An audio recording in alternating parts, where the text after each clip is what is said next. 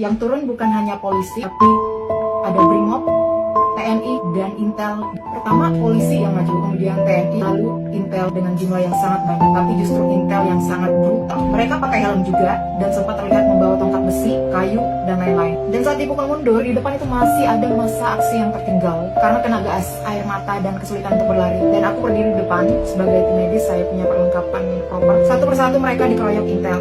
Aku lari dan melompat dan langsung memeluk korban pengeroyokan dari Intel. Ada pelajar, ada ojol, mereka dipukuli beramai-ramai, dikeroyok. Saat itu aku menggunakan baju pink dan atribut medis. Di situ aku memeluk korban dan berteriak mundur ke Intel, lalu Intel bubar dan menarik korban untuk mundur ke belakang. Panjang malam, setidaknya hingga pagi hari, aku mengobati korban. Lukanya macam-macam, mata perih, wajah perih, kehabisan napas, kepala sobek, tangan bengkak, punggung memar, kaki memar, lebam, dan yang paling dibutuhkan waktu itu bukan obat mahal, tapi oksigen, air, odol bahkan, dan masker. Itu sangat menjadi penyelamat. Tapi yang bikin aku marah, justru sangat banyak aparat, baik yang berseragam maupun yang tidak berseragam, ikut mengintimidasi. Aku sempat dipaksa untuk membuang selongsong bekas peluru gas air mata ini, yang sengaja aku simpan di tas medis. Kemudian aku ditodong dan diancam oleh pria tegap berpakaian biasa. Itu aku langsung tanya, "Bapak siapa? Dan dasar aturannya apa?" Terus dia jawab, "Saya anggota." Lalu saya jawab, "Saya nggak peduli, aturannya mana?"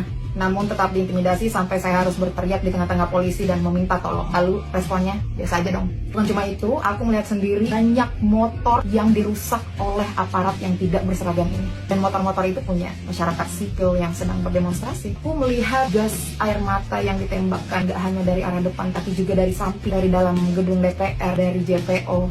Sementara polisi di depan dengan tamengnya, dengan senjata lengkap, malah tidak habis-habisnya meledek massa aksi, sehingga massa aksi bereaksi, kemudian mereka ditembakkan gas air mata sampai ditangkap satu persatu di depan. Dan itu semua terjadi di depan mataku. Aku lihat jelas, yang turun itu ojol, pelajar, warga.